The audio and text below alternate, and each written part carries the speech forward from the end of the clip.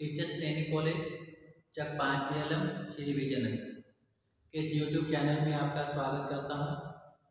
आज हम B.Ed second year gender विद्यालय समाज इसके अंतर्गत आज का जो हमारा टॉपिक रहेगा वह है पाठ्यक्रम एवं पाठ्य पुस्तक लैंगिक विभेद समाप्त करने में स्त्रियों की सहभागिता कहाँ तक बढ़ी है, इसके बारे में जानकारी प्राप्त करेंगे।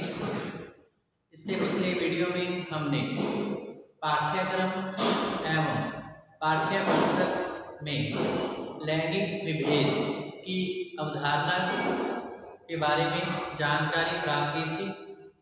जैसा कि पाठ्यक्रम के आधार पर हमारे समाज में लैंगिक विभेद देखा जाता है, जैसे कि आज भी विषयों के चुनाव में बालिकाओं को गृह विज्ञान विषय चुनने की सलाह दी जाती है, जबकि बालकों को गणित विषय पढ़ने की सलाह दी जाती है। जबकि बालिकाओं की रुचि भी गणित विज्ञान में हो सकती है, लेकिन विद्यालय स्तर पर पाठ्यक्रम के अंतर्गत जो है बालिकाओं को गृह विज्ञान विषय चुनने की सलाह दी जाती है, जबकि बालकों को गणित विषय पढ़ने को कहा जाता है। इसी प्रकार विद्यालय व्यवस्था संबंधी गतिविधियों में भी लैंगिक विभेद की स्थिति देखी जाती है। जैसे कि अगर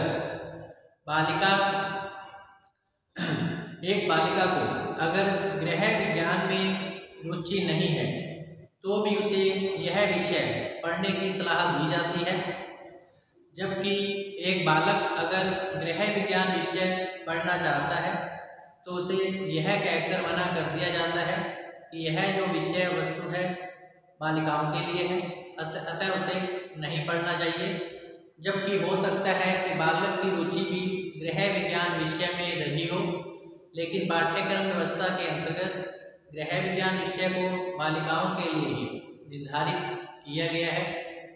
इसी प्रकार पाठ्यक्रम सहगामी क्रियाओं में भी लैंगिक विभेद की स्थिति देखी जाती है, जैसे कि छात्राओं को लंबी कूद, ऊंची कूद और तैराकी आदि प्रतियोगिताओं में भाग लेने के लिए उसे प्रोत्साहित नहीं किया जाता। इसके विपरीत गीत, संगीत, नृत्य आदि में भाग लेने के लिए बालिकाओं को प्रोत्साहित किया जाता है। इससे बालिकाओं की रुचि और योग्यता का दमन हो जाता है, क्योंकि हो सकता है कि बालिका की जो रुचि है तैराकी या ऊंची कूद में हो, लेकिन उसे नृत्य, संगीत और गायन तक ही सीमित करने का प्रयास है जो किया जाता है।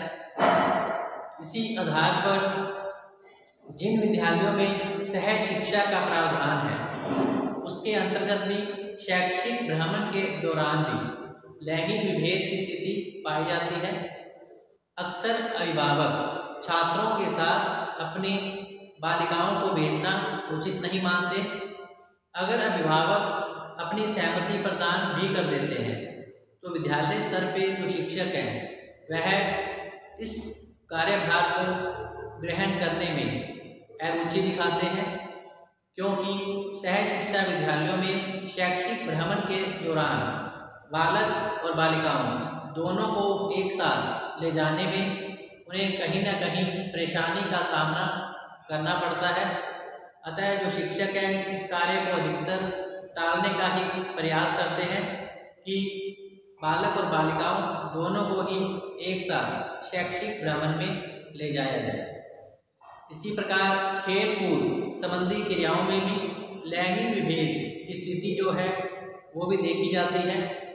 क्रिकेट, तैराकी, लंबी कूद आदि जो है खेलने का अवसर लड़कियों को कम दिया जाता है। इसके अलावा carrom, ludo, table tennis, badminton, kho kho ये खेल खेलने की सलाह लड़कियों को दी जाती है, जबकि लड़के क्रिकेट, कबड्डी, फुटबॉल, वॉलीबॉल आदि खेलों को खेल सकते हैं। तो इस प्रकार खेल संबंधी क्रियाओं में भी असमानता की स्थिति पाठ्यक्रम के अंतर्गत देखी जाती है। इसी श्रृंखला में व्यवसायिक संस्थाओं पर भी लिखा होता है कि छात्रों के लिए ये पाठ्यक्रम उपलब्ध है, छात्राओं के लिए ये पाठ्यक्रम उपलब्ध है। तो इस प्रकार छात्र छात्राओं के लिए पृथक पृथक पाठ्यक्रमों का जो आयोजन है किया जाता है। इससे लैंगिक असमानता की स्थिति दिखाई पड़ती है। इसी प्रकार विद्यालय के सांस्कृतिक कार्यक्रमों के अंतर्गत भी नृत्य, संगीत, गायन आदि का जो कार्य है लड़कियों को सौंपा जाता है, जबकि बैठक व्यवस्था सांस्कृतिक कार्यक्रम के दौरान और बाजार के जो कार्य संबंधी काम होते हैं वह बालकों को सौंपे जाते हैं।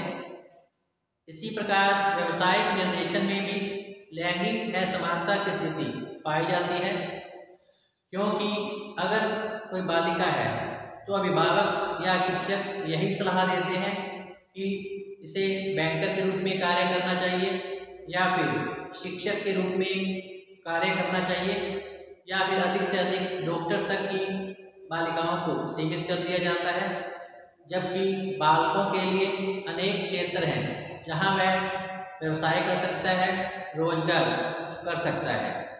पायलट, मैनेजर, प्रशासनिक अधिकारी, इंजीनियरिंग, वैज्ञानिक आदि सभी पदों पर जो है बालक अर्थात पुरुष वर्ग को प्रधानता प्रदान की जाती है, जबकि बालिकाओं और स्त्रियों को इसमें कम महत्व दिया जाता है। तो इस प्रकार पाठ्यक्रम स्तर पर लैंगिक असमानता की स्थिति देखने को मिलती है। इसी प्रकार पाठ्य पुस्तक के अंतर्गत भी जो है लैंगिक असमानता की स्थिति दिखाई देती है।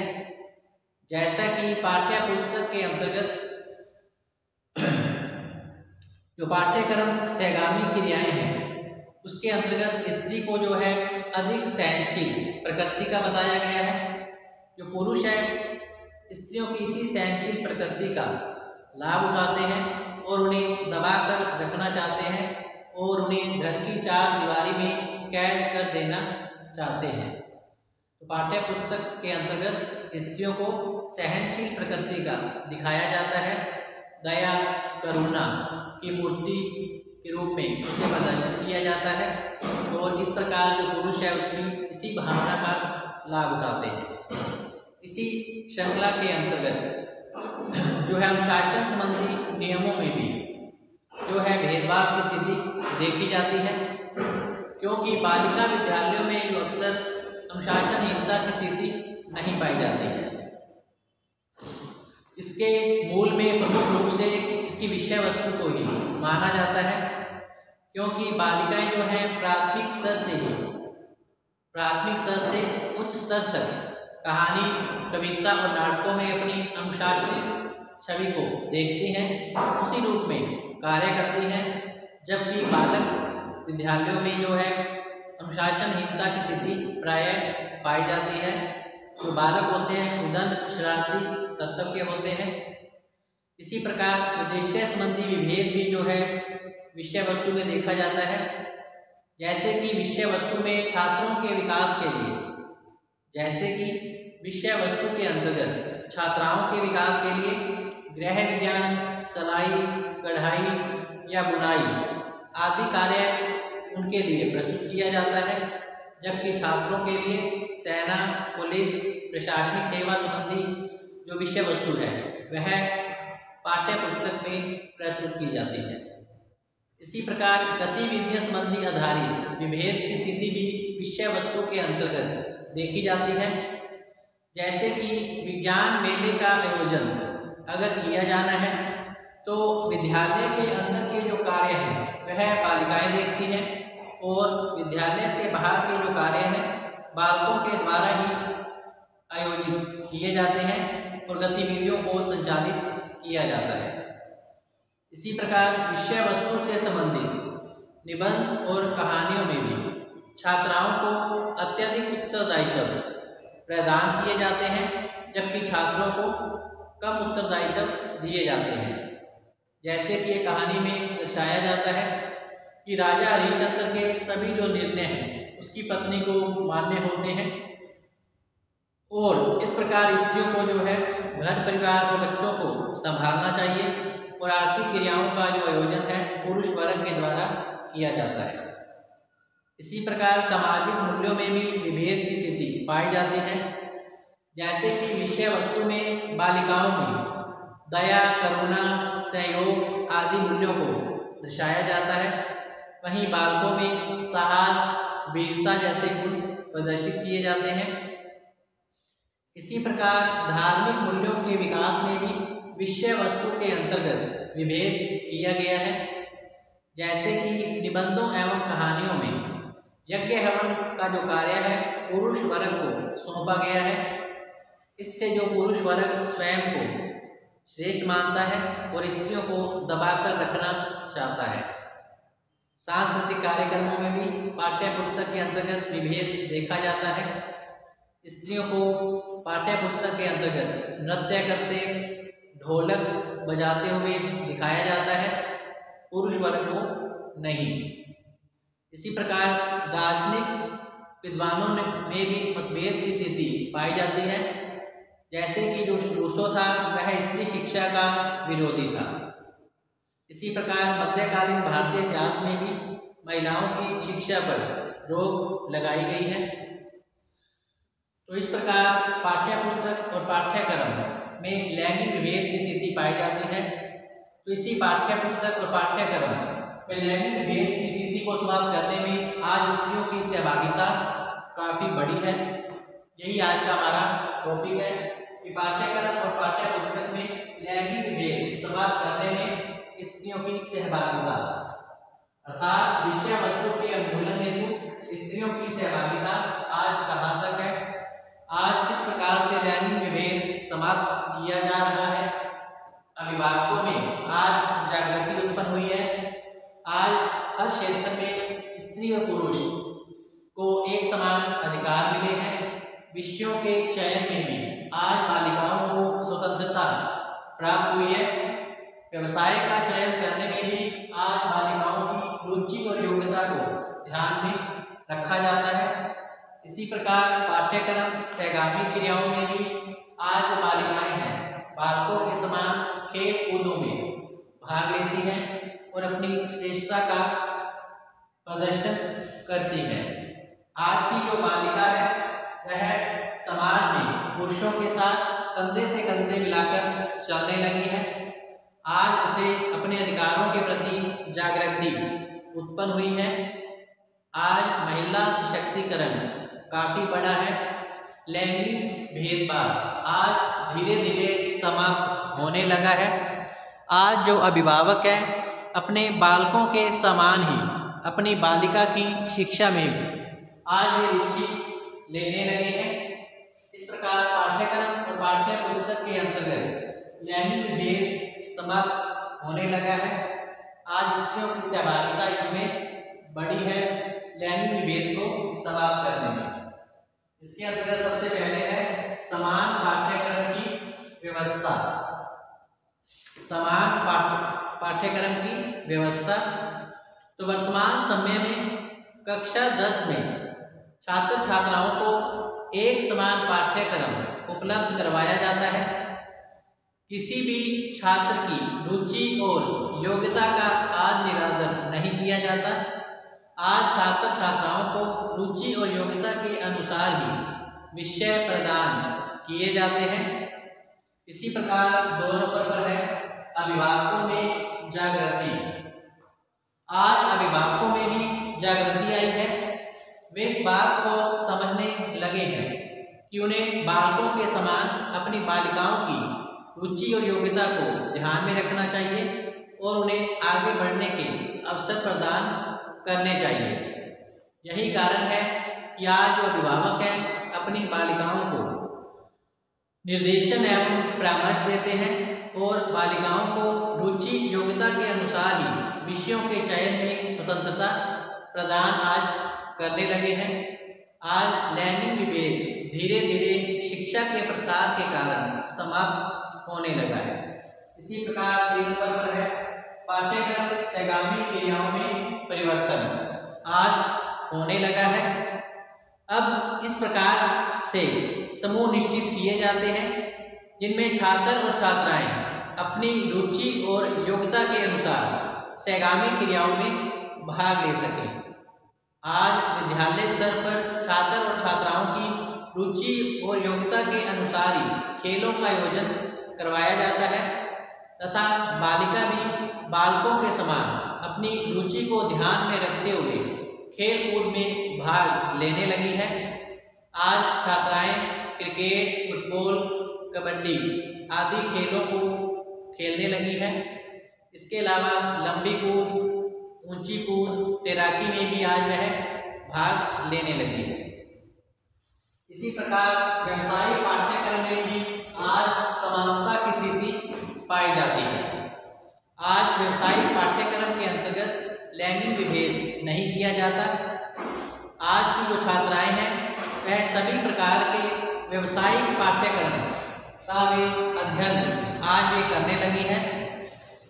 आज छात्रों द्वारा भी सिलाई, कढ़ाई व बुनाई का कार्य किया जाने लगा है। जो छात्र हैं वह भी आज गृह विज्ञान विषय लेकर अपनी रुचि के अनुसार शिक्षा प्राप्त करने लगे हैं। इसी प्रकार सांस्कृतिक कार्यक्रमों में भी जो है समानता की स्थिति देखी गई है। इसमें स्त्रियों की सहभागिता आज बढ़ी है। सांस्कृतिक कार्यक्रमों में छात्र और छात्राओं द्वारा आज समानता का व्यवहार किया जाता है। रुचि और योग्यता के अनुसार छात्र छात्राओं को सांस्कृतिक कार्यक्रम में भाग लेने के लिए आज आमंत्रित किया जाता है। आज छात्राओं के समान छात्र भी अच्छा नृत्य गायन कर सकते हैं। वह भी विद्यालय स्तर में साज सज्जा स्वागत गान में भाग ले सकते हैं और अपनी रुचि और योग्यता का प्रदर्शन कर सांस्कृतिक कार्यक्रमों में आज जो छात्र छात्राएं हैं समान रूप से कार्य करने लगी हैं। आज उनमें किसी भी प्रकार का भेदभाव नहीं किया जाता। इसी प्रकार विषय वस्तु के चयन में भी आज व्यापक रूप से सुधार हुआ है। अब विषय वस्तु में स्त्री और पुरुष दोनों की ही सहनशीलता को प्रदर्शित किया जाने लगा है। इसी प्रकार अनुशासन संबंधी नीतियों में भी आज जो है समानता की स्थिति देखी जाती है। आज बालक और बालिकाओं में अनुशासन को लेकर एक समान नियम बनने लगे हैं तथा उसी के अनुरूप भी विद्यालय की व्यवस्था संचालित की जाती है। आज विद्यालय स्तर में बालक और बालिकाओं में किसी प्रकार का भेदभाव नहीं किया जाता है। अनुशासन के जो नियम हैं दोनों पर ही एक समान रूप से लागू किए जाते हैं। इसी श्रृंखला में नेक्स्ट है लैंगिक भेद की समाप्ति के प्रयास। इसी प्रकार वर्तमान समय में विषय वस्तु में प्रायोगिक गतिविधियां जो है छात्र एवं छात्राओं की रुचि का एक समान ध्यान रखा जाता है। तो विषय वस्तु का जो प्रमुख उद्देश्य है वह वर्तमान समय में लैंगिक विभेद को दूर करना है। आज छात्र छात्राओं को प्रत्येक क्षेत्र के लिए तैयार किया जाता है। आज छात्र छात्राओं को प्रत्येक क्षेत्र के लिए तैयार किया जाता है और इसमें किसी प्रकार का भेदभाव नहीं किया जाता। इसी प्रकार समान उत्तरदायित्व की भावना का जो विकास आज किया जाने लगा है। तो उत्तरदायित्व के क्षेत्र में भी विषय वस्तु के अंतर्गत होने वाली गतिविधियों में छात्र छात्राओं को एक समान कार्य करने का अवसर प्रदान किया जाता है। इसके साथ साथ धार्मिक व्यवस्था में भी यज्ञ, अनुष्ठान एवं श्रीमद् भागवत कथा, प्रवचन आदि में भी स्त्रियों की सहभागिता आज बढ़ने लगी है तथा वे अपनी रुचि और योग्यता के अनुसार आज वह कार्य करने लगी है। इस प्रकार पाठ्य पुस्तक में लैंगिक भेद की स्थिति जो है आज समाप्त होने लगी है। शिक्षा के प्रसार से आज अभिभावकों में जागृति आई है तथा वे अपनी बालकों के समान बालिकाओं की रुचि और योग्यता को ध्यान में रखकर परामर्श या निर्देशन अपने बच्चों को प्रदान करते हैं। तो इस प्रकार आज का जो हमारा टॉपिक है यही समाप्त होता है। कल हम फिर से हाजिर होंगे नए टॉपिक के साथ। तब तक आप घर पे रहें, सुरक्षित रहें, पढ़ते रहें।